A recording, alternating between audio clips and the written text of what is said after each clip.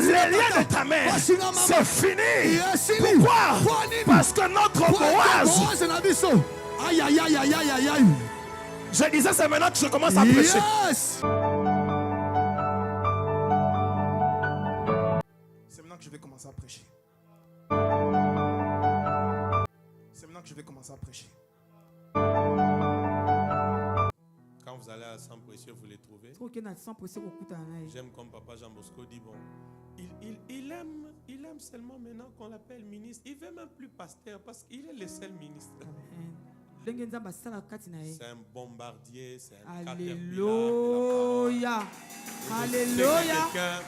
Quelqu'un sera béni ce soir. Alléluia. D'abord, si tu es dans la joie, montre-moi ta joie ce soir. Et pendant que nous acclamons, aidez-moi à recevoir ministre Israël Kindomba.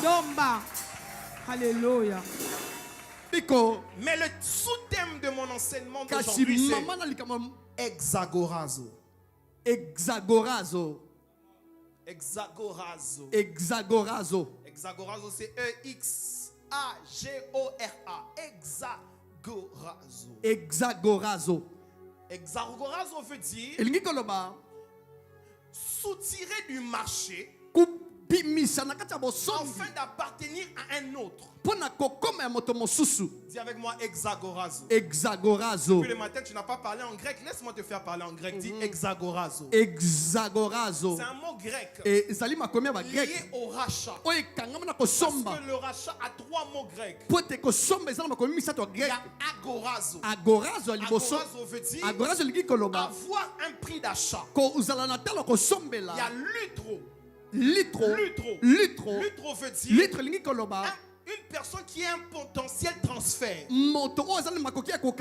Exagorazo veut dire être soutiré du marché afin d'appartenir à un autre.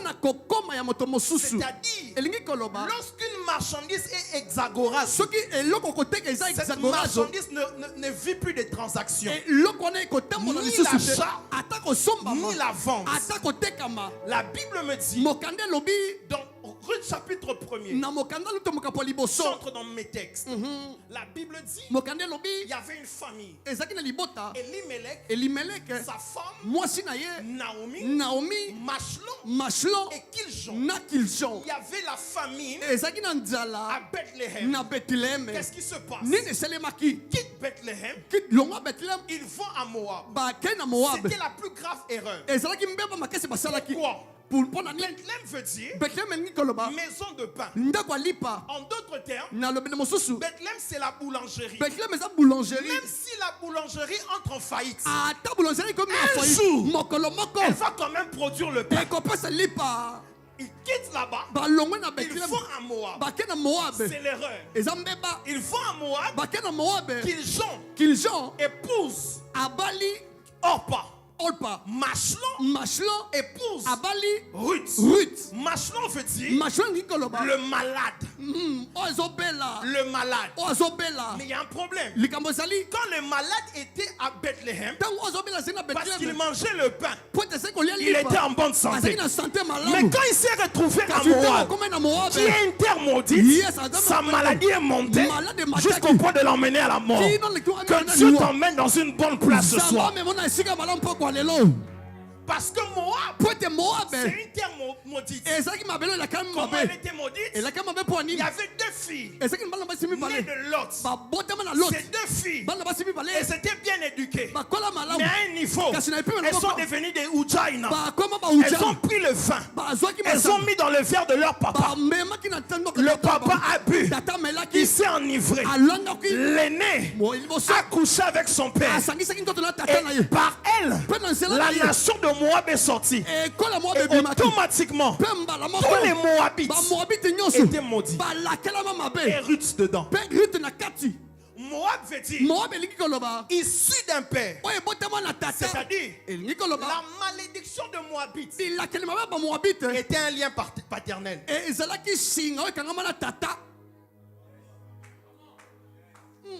Elles étaient liées par une malédiction venue du père. Lot.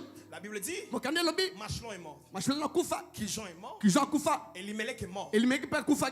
Qu'est-ce qui se passe? Nini selemaki. Naomi entend Naomi ayoki que de l'autre côté, ete na ngambo mosusu. la moisson a commencé. Yes, bobuki e bandi. Révérend, Naomi n'avait pas vu. Naomi na mona kite. Elle a entendu. Ayoki kaka. Or la foi vient de ce camp. Yes, kondime utaka na otoyo kaka. C'est-à-dire, Elingi koloba. dans le monde spirituel, Na mokile milimo. les hommes de foi, ne sont pas dirigés par les choses qu'ils voient, mais ils sont dirigés par les choses qu'ils entendent. Quand le révérend se met ici, et il dit, c'est l'année du surnaturel. N'attends pas de foi, parce que tu as entendu, c'est déjà fait. Aïe, aïe, aïe, aïe, aïe. Dis à ton voisin, achète les tiges coton. Ah, somba tige coton. Dis-le bien, achète les tiges coton. Somba tige coton. La Bible dit, elles sont décidées de partir. Naomi s'arrête. Naomi a telemi. Elle dit, Abi, mes filles, restez. Même si je suis enceinte maintenant, l'enfant que je vais accoucher ne sera pas capable de vous épouser. Orpa s'est retournée. Elle est partie. Mais Ruth est restée. Orpa veut dire la nuque. Ruth veut dire l'ami. J'ouvre une parenthèse. Dans le chemin de la destinée, les Orpa te donneront toujours le dos. Mais les Ruth resteront toujours avec toi. Que Dieu te donne les amis de destinée. Elle rentre à Bethléem avec Ruth. Parce que Ruth dit, je ne te lâcherai pas. Ton Dieu sera mon Dieu. Où tu iras, j'irai. Ça arrive à Bethléem. Naomi dit, ne m'appelez pas Naomi. Parce que Naomi veut dire celle qui a trouvé grâce. Appelez-moi Amère. Appelez-moi Mara. Je suis au chapitre 3. La Bible dit, Naomi dit ceci. Dans toute cette histoire, je connais quand même quelqu'un qui a la capacité de nous faire sortir de cette histoire. Il a le droit de racheter. Ruth part pour glaner. Les sœurs, alléluia. Les sœurs, alléluia. Amen. Par moments, vos mariages ne vont pas venir à la maison. Il faut être dans une banque. C'est pourquoi mes sœurs cherchaient du travail. Le mariage n'a pas attrapé Ruth à la maison, mais dans son lieu de service. La Bible dit glaner. Boaz s'est intéressé. Ruth allait faire le rapport. Je vais vite parce que mon temps couvre. J'ai beaucoup de choses à dire. Et quand elle fait le rapport, Naomi dit ceci. Cet homme ne se donnera pas du repos. Qu'est-ce qui se passe? La Bible dit, Naomi dit ceci. Rentre chez Boaz. Lave-toi. Parfume-toi. Et oins-toi. Lave-toi. Il se peut que l'eau représente la parole de Dieu. Quand le révérend prêche, il est une Naomi. Il te lave par la parole. Il te lave par la parole. Mais il se peut que le parfum représente la grâce. Parce que la Bible dit, Jésus qui est la grâce est la bonne odeur de Dieu. Mais elle ne s'arrête pas là. Tu as la parole, tu as la grâce, mais il te manque quelque chose. Il dit, le package complet. Quand tu as la parole seulement, ce n'est pas suffisant. Quand tu as la parole et la grâce seulement, ça ne suffit pas. Il faut une capacité surnaturelle qu'on appelle l'onction. Non, je vais revenir à ça un autre jour. Vers chapitre 4. Révérend, je peux? C'est maintenant que je vais commencer à prêcher.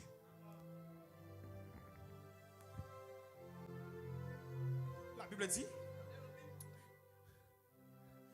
Boaz n'avait pas le droit de rachat en premier. Boaz Il avait toutes les capacités pour racheter. Mais il n'avait pas le droit de rachat en premier. La Bible dit il est allé voir. C'est lui qui avait le droit de rachat. Il lui propose la terre. Mais quand il propose Ruth, pourquoi? Parce que Ruth était sous la malédiction. Parce qu'elle était maudite. Le gars a dit jamais. Je ne veux pas introduire la malédiction dans mon héritage. Mais qu'est-ce qui se passe? Automatiquement, Boaz reçoit le droit de rachat. Oh, c'est lui qui avait le droit de rachat. Il devait être un homme fort. Et il devait être un homme puissant. Il devait aussi être un homme riche. C'est pourquoi Jésus qui est notre Boaz. La Bible dit il est riche en bonté. C'est-à-dire les critères richesse c'était déjà accompli. On dit aussi c'est lui qui avait le droit de rachat. Devait être puissant. C'est pourquoi on l'appelle El Shaddai. C'est-à-dire Jésus remplissait tous les critères pour être celui qui avait le droit de rachat. De la même manière que Boaz a racheté Ruth, c'est de la même manière que Jésus nous a racheté à Golgotha. C'est pourquoi les liens de ton père, les liens de ta mère, c'est fini. Pourquoi? Parce que notre Boaz, je disais c'est maintenant que je commence à prêcher. Et notre Boaz, il n'a pas fait les agorazes, il a fait les hexagorazes. C'est-à-dire, il nous a enlevés du marché et il a fait en sorte que nous devenons sa propriété. C'est pourquoi tu n'appartiens plus au Chiboabo. Les liens de Chiboabo, ce n'est plus ton affaire. Tu n'appartiens plus au Kalomo. Les liens de Kalomo, ce n'est pas ton affaire. Tu appartiens à un autre.